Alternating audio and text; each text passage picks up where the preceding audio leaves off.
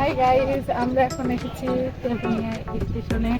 তেবুনিয়া rail স্টেশনটি পাবনা শহর থেকে 10 কিলোমিটার উত্তর-পশ্চিম পাবনায় ঈশ্বরদী মহাসড়কের পাশে অবস্থিত। আজকের পর্বটি তেবুনিয়া রেল স্টেশন এবং হর্টিকালচার সেন্টার তেবুনিয়া নিয়ে। হর্টিকালচার সেন্টারটি আসলে বিএডিসি বীজ উৎপাদন খামারের ভিতরে অবস্থিত। এই রাস্তাটি ফার্ম রোড নামে পরিচিত, যা হর্টিকালচার সেন্টারে যাওয়া প্রধান রাস্তা।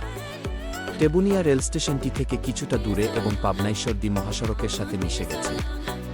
রাস্তাটির দুই পাশে সারি সারি নারিকেল গাছ এবং ধানের ক্ষেত রয়েছে। এজন্যই এই রাস্তাটি বিখ্যাত, সবাই এখানে ঘুরতে আসে।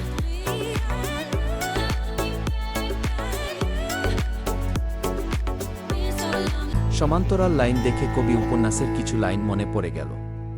দ্বিপ্রহরে তখন রোদ পড়িয়া লোহার লাইনের উপরের ঘষা অংশটা সুদীর্ঘ রেখায় ঝকমক করে। নিতাই নিবিষ্ট মনে যেখানে লাইনটা বাঁক ঘুরিয়াছে সেইখানে দৃষ্টি আবদ্ধ করিয়া দাঁড়ায়। সহসা সেখানে শুভ্র একটি চলন্ত রেখার মতো রেখা দেখা যায়। রেখাটির মাথায় একটি স্বর্ণবর্ণ বিন্দু। স্বর্ণবর্ণ বিন্দু শীর্ষ শুভ চলন্ত রেখাটি আগাইয়া আসিতে আসিতে ক্রমশ পরিণত হয় একটি মানুষে। সেই মানুষটি যে ঠাকুরজি। যে রাস্তাটি দেখার জন্য এসেছি সেটা দেখা যায়। রাস্তার দুই পাশে সবুজ ধান ক্ষেত প্রকৃতির এক অপরূপ দৃশ্য, সাথে সারি সারি নারিকেল গাছে খানিক সাদা চুন দেওয়া দেখে মুগ্ধ হয় সবাই। হর্টিকালচার সেন্টারের কিছু উদ্দেশ্য হল উদ্যানতাত্ত্বিক ফসলের চারা বা কলম অথবা বীজ উৎপাদন, বিতরণ, কৃষক বা কৃষানি প্রশিক্ষণ ও উদ্বুদ্ধকরণ এবং ফল, বনজ ও ঔষধি চারা রোপণের মাধ্যমে আর্থসামাজিক উন্নয়ন সাধন করা।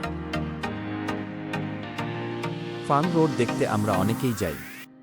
বিকেলের পড়ন্ত রোদে এই রাস্তায় ঘুরতে অনেক ভালো লাগে। আমার মেয়ে ঘোরাঘুরিতে খুব খুশি হয়, তাকে নিয়ে হাঁটাহাঁটি করি, সে খুব মজা পায়।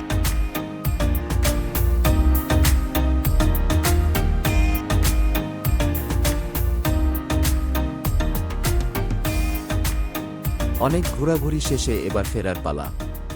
প্রায় 2 ঘন্টার মতো সেখানে অবস্থান করি। আমরা এখানে আসি ইজি বাইকে।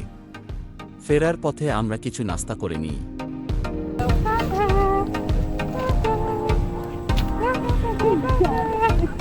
ফেরার সময় আমরা ট্রেনে যাই।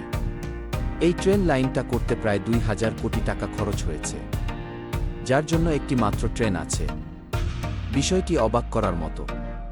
ঢালারচর থেকে ট্রেনটি রাজশাহী শহরে যায়।